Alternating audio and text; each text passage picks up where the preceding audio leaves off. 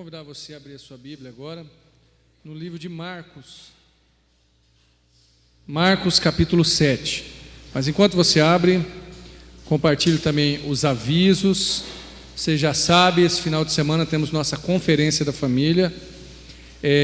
Sábado, 7h30 da noite, domingo pela manhã, às 9 horas da manhã, com o batismo depois do nosso culto, ou junto no culto, e à noite, 7h30 da noite também, o pastor Rodrigo Jubães, que vai ser o nosso preletor. Então você está aí convidado, para participar. Também, irmãos, é importante lembrar que nesse sábado tem um treinamento para líderes, é aberto a todos, tanto quem lidera, quem quer aprender. Ali na PIB você não paga nada, só se você for almoçar ali. Vai acontecer de manhã e de tarde, aberto a todos, só precisa dar o nome para eles terem uma noção de quantos participarão, tá bom? Marcos 7, 31 a 37, Jesus encontra um surdo mudo, ou como diz a minha tradução aqui, creio eu que melhor, surdo e gago, em Decápolis. O texto diz assim: e ele, Jesus, tornando a sair dos territórios de Tiro e de Sidom, foi até ao mar da Galiléia pelos confins de Decápolis, e trouxeram-lhe um surdo que falava dificilmente, rogaram-lhe que impusesse as mãos sobre ele, e tirando a parte de entre a multidão, pôs-lhe os dedos nos ouvidos, e cuspindo tocou-lhe na língua, e levantando os olhos ao céu, suspirou e disse: Efatá, isto é, abre-te. E logo se lhe abriram os ouvidos, e a prisão da língua se desfez, e falava perfeitamente. E ordenou-lhes que a ninguém o dissessem, mas quanto mais o proibia, tanto mais o divulgavam. E admirando-se sobremaneira, diziam: tudo faz bem, faz ouvir os surdos e falar os mudos. Amém? Amém. Irmãos, toda sociedade tem a sua exclusão. Qualquer grupo que é criado, para que haja um grupo, é sinal de que tem que haver quem não pode entrar no grupo, Vamos fazer aqui uma reunião de mulheres, pode vir todo mundo. Não, reunião de mulheres, reunião de homens, reunião de crianças, enfim. Por quê? Você forma um grupo e, obviamente, ele delimita. Mas a sociedade, pensando de modo geral, ela também é excludente. Cada sociedade tem os seus próprios indicativos de sucesso, tem as suas marcas de valorização, e tem aquilo que ela adora. Toda sociedade tem os seus bezerros de ouro. E aí pessoas são excluídas. Na nossa sociedade, talvez as pessoas são excluídas pelo dinheiro que elas possuem, Sempre é assim, na verdade, Pelo dinheiro que possui, pelo status, pela quantidade de bens, pela intelectualidade, Ou aqueles que não têm, pela influência. Hoje em dia está muito em alta, Na sociedade judaica, o ponto principal, principalmente naquela sociedade farisaica, era o ritual de adoração. Pense nos fariseus, por exemplo, que iam ao templo e aparentavam ser de grande espiritualidade, adorando a Deus, e eles falavam muito bem, e assim eram aplaudidos. Aqueles que chegavam no gasofilaço lá e davam moedas muito pesadas, ou seja, grandes quantias, e eram aplaudidos também. Uma sociedade religiosa, pelo menos nesse sentido, de uma adoração ritual. E aí, numa sociedade dessa, nós temos a lei do Antigo Testamento, que era cumprida não perfeitamente, mas eles ainda aumentavam algumas leis. Um animal não poderia ter defeito. Por exemplo, um animal, para ser sacrificado, ele teria que ser apresentado perfeito ao Senhor. Quebrou aqui a perna da minha ovelhinha, vou lá sacrificar o Senhor. Deus não vai aceitar. Mas também um sacerdote não poderia ter deficiência. Sabia disso? Por exemplo, se você fosse uma família sacerdotal e nascesse igual eu, com problema no coração, você já não podia ser sacerdote, Porque era uma deficiência. Sacerdote não poderia ter nada disso. Porém, irmãos, ao invés das pessoas perceberem que a lei de Deus estava falando sobre uma pureza, eles começaram a excluir pessoas. Olha, você não serve, você não serve. E as pessoas eram excluídas de variadas formas, como por exemplo, especialmente por serem pecadores. E uma das marcas de ser um pecador é ter uma deficiência física. Tinha até uma uma lista que faziam, claro que não é bíblica, né? Uma interpretação errada, faziam uma lista daquilo que, qual doença foi gerada por qual pecado. Olha só que coisa, né? Uma espécie de medicina mística assim, mal feita, né? Então, se você fosse paralítico, foi tal pecado. Se você fosse, sei lá, surdo, era outro pecado. Olha que coisa absurda, né? Sociedade que excluía as pessoas. Mas aquela sociedade também tinha no ponto auge do seu ritual uma oração que está lá em Deuteronômio, que é o Shema Israel. Ouve, ó Israel, teu Deus é o único Deus. Essa oração tem 248 palavras, que também, de uma forma errônea, eles acreditavam que o corpo humano, pelo menos na medicina da época, tinha 248 órgãos. Então, para eles, na oração, ouve, ó Israel, teu Deus é o único Deus, a oração continua, é como se todo o corpo humano daquela pessoa que estivesse orando, todo o corpo está intercedendo. Agora imagine você sendo um surdo, ou um surdo gago, né, na situação de uma sociedade dessa, em que a principal oração era: ouve, ó Israel. Mas você é surdo, você não ouve, né? Você faz parte de Israel, mas você é excluído. Você faz parte, mas você não merece. Ele era o que então? Um deficiente, que não ouve, não fala, não pode ouvir como Israel e não pode orar aquela oração santificadora. Provavelmente esse surdo era surdo de nascença. Por quê? Porque diz que ele era surdo, estou chamando de surdo mudo, porque eu já vi algumas traduções assim, mas é surdo gago. Por que gago? Talvez não seja a expressão que nós usamos hoje. Era alguém com dificuldades na sua fala. E você sabe muito bem que um surdo que consegue falar, ele ainda assim não aprende a falar, ou talvez não é igual, né, nós, porque ele não ouve. Então ele tem dificuldades na sua fala por causa disso. Então ele falava mal, provavelmente porque a sua surdez era de nascença, né? E talvez tinha a língua presa de algum jeito. E aí, irmãos? Aí Jesus se encontra com esse homem, com esse surdo, com esse excluído. E a minha palavra de hoje é um lugar para os excluídos. Jesus tem um lugar para um surdo gago, lá de Decápolis, aliás, que a gente não precisa nem se ater a esse ponto no momento. Decápolis estava fora ainda dos parâmetros de bondade, de local aceitável. Então ele era um surdo mudo ou surdo gago, num local excluído do povo de Israel. Mas Jesus tem um lugar para os excluídos. Jesus tem um lugar para aquele que não se encaixa, né? Para aquele que não está em sucesso na sociedade de hoje. Eu quero analisar rapidamente com você 6 coisas que Jesus faz aqui, 6 características da relação de Jesus com este homem, ou de como Jesus trata esse homem, que traz cura, que traz alento, que traz transformação e que na nossa vida pode fazer parte da nossa existência. A primeira coisa é que Jesus retira o homem da multidão, verso 33, tirando a parte de entre a multidão. Essa é a primeira coisa. Jesus tira o homem dos holofotes, né? Coloca fora dos holofotes. Por quê, irmãos? Porque o trabalho de Jesus é pessoal, é sossegado, como diz o salmista: aquieta minha alma, né? Quando nós nos aquietamos, conseguimos ouvir a voz de Deus. E por vezes Jesus nos tira da multidão para não nos tratar como massa, o que muitas vezes é até o que a gente quer, né? Ser tratado no meio da multidão. Mas Jesus não trata ninguém como mais um. Se você reparar na sua vida com Deus, aquilo que foi mais transformador em você foi algo específico de Deus na sua vida. Pode até ter sido um versículo que todo mundo ouviu, mas Jesus tocou no seu coração de modo diferente. Uma palavra que Jesus falou contigo, seja no meio da multidão, pode ser que você estivesse num culto cheio de gente, mas Jesus falou com você, sozinho. É como se ele tivesse feito isso, retirado a gente da multidão. Por quê, irmãos?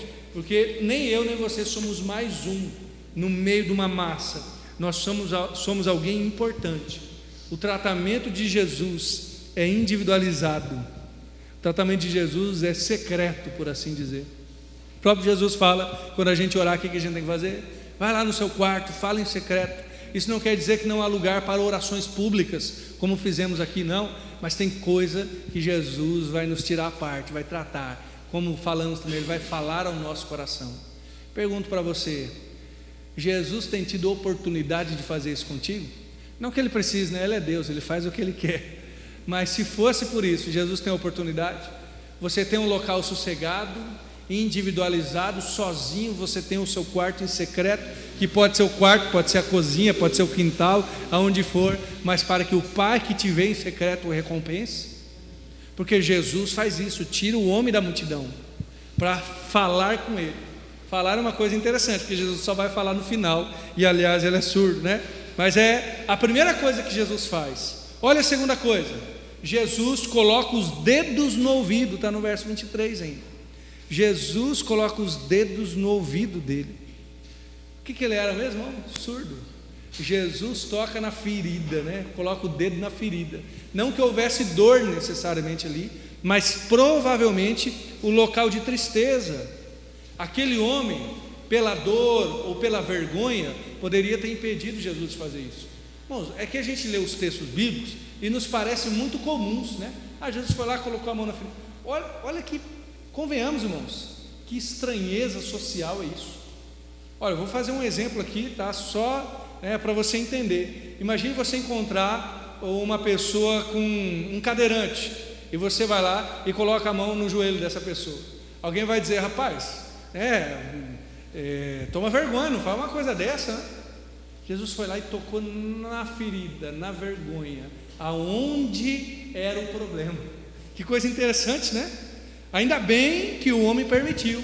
Mas aí eu me pergunto, quando a gente pede para ser tratado, quando a gente pede para Jesus nos curar, a pergunta é: será que eu quero ser curado mesmo? Será que você quer ser curado mesmo? Daquilo que por vezes nós oramos? Porque se ele tiver que colocar o dedo na ferida, se ele tiver que colocar o dedo na vergonha, na deficiência, no pecado, na angústia, no orgulho, na dor, eu vou deixar? Aquele homem deixou, né? Por mais talvez estranho que possa parecer. Mas lembre-se disso, o toque de Jesus é um toque no local de morte, mas que traz vida. Ele toca na ferida para que a ferida não seja mais ferida. Ele toca no local de vergonha, para que o local de vergonha seja local de testemunho. Imagine o que aquele homem não fez por resto da vida dele, olhando no ouvido dele e falando: Deus me tocou, Deus me tocou. Não é verdade? Jesus toca na ferida para que ela não seja mais ferida. E eu deixo Jesus fazer isso comigo? Eu saio da multidão e eu digo: Senhor, pode mexer aonde é imexível. Eu sei que não existe essa palavra, né? Mas onde eu não deixo ninguém mexer. Nós temos, irmãos, psicologicamente é explicado isso. Quando nós somos feridos, nós criamos uma defesa contra aquilo que nos feriu. Isso é chamado de mecanismo de defesa. Tem vários tipos de reação. A gente nega, a gente fica bravo quando toca no assunto, a gente racionaliza dizendo: não foi nada. É tudo uma forma de olhar para Deus e dizer: Deus, não mexe na ferida não. Mas você quer ser curado? Ele vai botar a mão no ouvido do surdo. Ele talvez vai colocar a mão no coração, vai colocar a mão na sua vida, financeira, sentimental, familiar, espiritual, emocional, tantas feridas que nós temos. Terceira coisa que Jesus faz, irmãos, também estranho, convenhamos, outra coisa estranha: cuspindo, tocou na língua. Ele toca, provavelmente Jesus cuspiu na sua mão e tocou na língua do homem com a saliva. A língua estava presa, mas Jesus não colocou o dedo, Jesus colocou saliva no dedo. É muito estranho isso. Apesar de que Jesus já usou saliva para fazer barro, já cuspiu no chão, fez saliva e colocou no olho de um cego. Você lembra desse milagre? Colocou no olho de um cego, e aí esse cego foi curado. E aí talvez você pense assim: o que tinha naquela saliva de Jesus? Que olha, só um cuspe de Jesus já nos cura, né? Aqui fala que ele cuspiu. Mas, irmãos, a questão não é essa, tá? Não é uma fórmula não. Não vamos dar ideia aí, senão alguém surge cuspindo nos outros para ver se cura.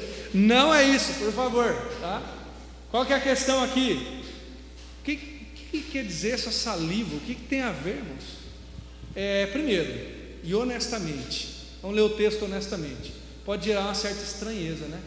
Parece algo um pouco nojento, cuspir em alguém. Mas a saliva dá sinal de intimidade também. É algo que nós não passamos para os outros. Uma mãe faz isso com o seu filho, Antigamente era até mais comum, vou passar aqui para sarar, ou pior, né, ou melhor ainda, vou dar um beijinho para sarar. É uma espécie de um toque pessoal, íntimo. Jesus não fez nada de místico naquele homem. Não tinha, creio eu, que se um cientista hoje fosse estudar a saliva de Jesus, não ia encontrar nada demais, porque foi um humano, se despiu da sua glória. Mas o que Jesus fez com aquele homem? Ele deu um tratamento humanizado, tratamento profundo. Ele recebeu um carinho nesse sentido, né? Aquilo que fazia os outros rirem daquele homem. Por quê, irmãos? Porque certamente aquele homem era zombado. Ele era um homem gago, ou um homem que não conseguia falar direito. Certamente houve zombaria. Aquilo gerou, Jesus tratou com acolhimento. É o que parece que Jesus fez aqui. Se o ouvido representava a ferida, a língua presa representava o fracasso dele. Ele não conseguia falar, não conseguia se relacionar. O mundo estava fechado para ele. Quanto tempo demorava para alguém perceber isso? Que ele era assim? Primeira palavra, certamente, né? Já perceberia. Não havia possibilidade de falar, de se comunicar, de interagir, de crescer na vida. E Jesus dá um toque, vamos dizer assim, com amor de mãe, né? Um toque com cuidado, com carinho, com amor do Pai, no sentido do Senhor. Jesus faz isso ainda. Apesar dele tocar na ferida, Jesus toca no nosso fracasso com o amor dele. É interessante também que é outra coisa que a gente tem que colocar para o Senhor, né?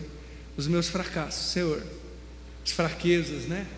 Isso tudo serve para a glória do Senhor. Aquilo que eu não consigo, aquilo que eu não chego perto. Agora, a quarta coisa que Jesus faz está no verso 34. Levantando os olhos ao céu. Agora Jesus ergue os olhos para o céu. Ainda não acaba ali o que ele vai tratar com o homem. É apenas o começo do milagre. O homem ainda não está falando, mas agora Jesus leva para o Pai, né? Remete a Deus. Várias vezes Jesus ergue os olhos para o céu, que nos parece uma indicação da oração mais curta que existe. Jesus não falou nada para o Pai neste momento, percebe? Ele só olhou para o céu, suspirou e disse ao homem, né? Ao que parece aos ouvidos dele. Mas certamente Jesus aqui está orando. Erguer os olhos para o céu demonstra o quê? Dependência de Deus, uma demonstração da sua relação com o Pai nessa questão, e inclui o homem nessa relação com o Pai. Olha, agora eu pego você, eu levo até o Senhor. É como se Jesus, e de fato, fosse o intercessor. Jesus entrega para Deus, né, em sinal de intercessão. E ele faz ainda isso, irmãos. Ele ainda intercede por nós e ainda nos chama para ser intercessores. Olha o que Jesus está fazendo aqui então. Jesus pega o homem, tira da multidão. Jesus acolhe, toca na ferida, mas acolhe ele e agora leva ele para o Pai. Jesus está nos ensinando como tratar aqueles que nós precisamos tratar. Em penúltimo, Jesus suspirou. E o suspiro serve para várias coisas simbólicas. Você suspira quando você está bravo, não é? Quando você sai batendo o pé, ou estressado, ou com pressa, você suspira. Porém, também suspiro às vezes é de solidariedade. No final de um choro comprido, tem aquele suspiro, aquela comoção. Parece que o que Jesus fez aqui é como se Jesus estivesse convidando aquele homem a imitar o seu gesto de respirar fundo, de suspirar. Jesus se envolveu na cura, fez o homem entender que era algo pessoal. Nenhuma cura foi igual a essa, irmãos. Por quê? Porque Jesus trata a gente, como eu falei, de modo individualizado. E a última coisa, e também muito importante, é que agora ele disse, agora ele fala, efatá, que significa abre-te, né? Não é uma palavra mágica.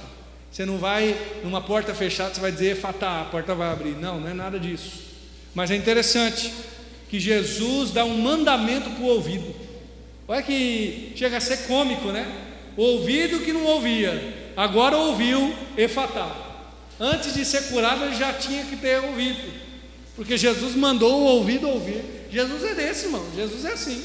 Quando ele manda o ouvido ouvir, o ouvido ouve. Olha só, ficou até estranha essa frase, né? Jesus fala ao ouvido que não escutava, e aí o ouvido se abriu para o mundo. Agora, imagine só o quanto de sons que aquele homem poderia ouvir. Aquele homem provavelmente nunca tinha ouvido uma música, irmãos. Ele nunca ouviu a sua mãe cantar para ele. ou as canções que eram cantadas. Provavelmente naquela época o povo judeu ainda tinha as melodias dos salmos. Nós perdemos as melodias dos salmos, mas é provável que nas sinagogas ainda se cantavam os salmos, e aquele homem nunca tinha ouvido isso. Agora o seu ouvido se abriu para o mundo, mas o efatá de Jesus abre o coração dele também para o evangelho. Lendo sobre essa passagem, eu ouvi dizer de uma igreja que ao batizar, tinha um costume de, ao batizar a pessoa, além de tudo que se fala, ainda falar efatá. Por quê, né? Novamente, não é nada místico, mas é como se a pessoa, ao ser batizada, estivesse se abrindo para o evangelho, ou abrindo seus ouvidos para o evangelho. Jesus faz isso. Jesus abre os ouvidos daquele homem, que é apenas o final do milagre. Jesus já trouxe o homem para uma relação pessoal, já levou ele até o Senhor, olhando para o céu, erguendo os olhos para o céu, e agora o milagre está completo, né, numa relação. E aí, eu sei que eu já apliquei um pouco para nós, mas eu posso dizer que, como surdo e gago, ou surdo mudo, aquele homem foi curado por Jesus, e nós podemos usar a vida dele como uma ilustração para a nossa vida. E aí eu tenho algumas perguntas para você. A primeira delas é: será que eu consigo ouvir? Será que eu consigo primeiro ouvir a mim mesmo nessas feridas, nesses fracassos, ou eu estou jogando tudo para debaixo do tapete? Que você possa, com o Pai em secreto, falar: Senhor, esses são os meus temores, esses os meus medos, essas as minhas dores, essas minhas angústias. Será que você consegue ouvir o outro? Os seus ouvidos estão abertos ao outro? Ou ainda mais profundamente, você consegue ouvir a Deus? Obedecê-lo? Seus olhos já ouviram o efatá de Jesus para ouvir o chamado de Deus na sua vida? A outra questão não era só a surdez, mas a mudez ou a incapacidade de falar. A gente sabe que a boca fala do que está cheio o coração. Ou quando a gente cala, o profeta Jeremias fala isso: quando calou, os ossos dele doeram. Quando a boca cala, irmãos, quando a gente não consegue falar sobre algo, nosso coração adoece, porque aquilo não é tratado, né? Falar conduz a um processo de cura, quando você conversa a respeito, claro, num ambiente saudável, né? E eu pergunto para você, ou pergunto para mim: o que está mudo em mim? Quais temas eu não posso tocar? Quais situações eu não posso falar? Quais pessoas eu não posso conversar? O que emudeceu em mim? Que Jesus pode dizer também efatá, né? Para que se abra e que eu possa falar. Aí, se você lembrar, eu disse que o tema da mensagem é um lugar para os excluídos. Onde está o lugar para os excluídos?